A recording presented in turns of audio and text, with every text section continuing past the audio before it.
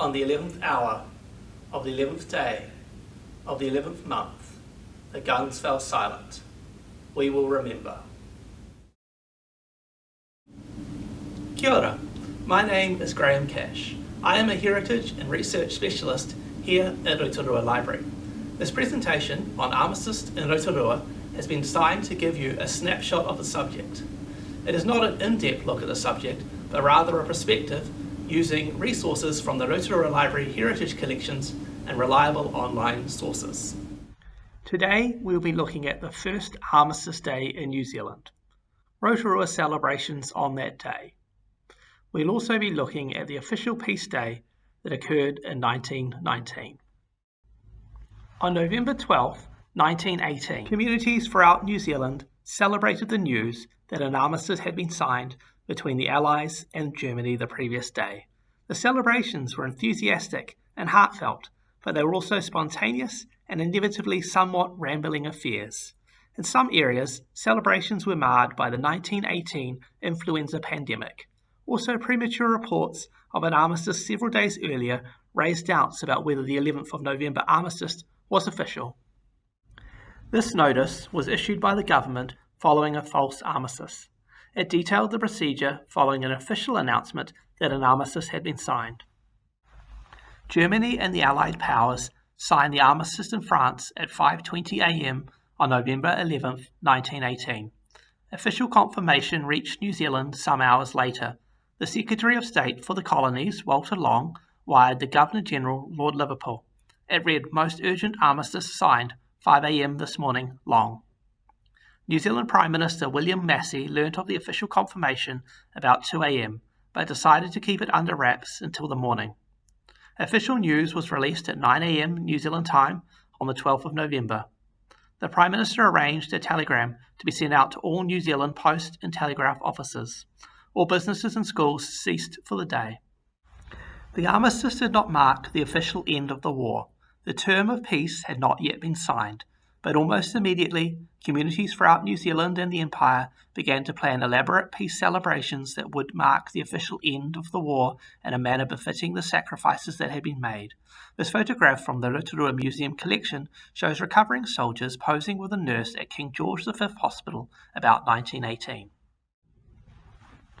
Alan Ford, who was a young boy in Rotorua, remembers that day. When the word came through that the armistice was declared, the fire sirens, steam engines, and anything else noisy all went crazy. From our house, built on a low hill overlooking the town, we could hear all this racket. It was such a still, fine day. It was the first time I ever recalled Dad knocking off work and sitting down to relax during working hours. He, with Mother and a lad working for him, sat out on the hillside in front of the house, listening and enjoying a bottle of beer, perhaps wondering if it was really true. This was long before the day of a radio or telephone on our farm. This is the Rotorua Chronicle, published on the 12th of November 1918. It shows the official news on the second page and the front page as it was set out in 1918, quite different to our newspapers of today.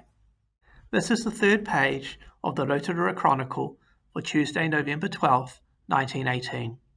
On Wednesday, a peace celebration was to be held as follows. Religious services at separate churches in the morning. In the afternoon, a combined Thanksgiving service was to be held opposite the new Bath buildings. And in the evening, an open-air concert was to take place in the government gardens at 8 p.m. On account of the epidemic of influenza and awaiting the government's announcement regarding official holidays, the dates for future celebrations were not yet announced. A proposal followed of what the future celebrations might include, such as a religious service of thanksgiving and praise, carnival procession, Mauri welcome and entertainment, a dinner for the wounded soldiers, a social evening, a picnic, and a sports gathering. There was also a request for donations to help pay for it. In early December 1918, the Minister of Internal Affairs, George Russell, wrote to local bodies to tell them that the government was granting them full liberty to make their own arrangements for peace celebrations. The government had wanted to centralise the celebrations so they would be impressive, but a worsening coal shortage meant it was not practical for large numbers to travel to the main centres. Peace celebrations were held throughout New Zealand in July 1919. Everywhere from the main centres and their surrounding suburbs to small towns and rural areas. Following advice from the government, most communities held their celebrations on Saturday 19th, Sunday 20th, and Monday 21st. Most also followed the format originally announced by the government, which called for a Soldiers' Day, a Day of Thanksgiving, and a Children's Day. The New Zealand Herald reported the following.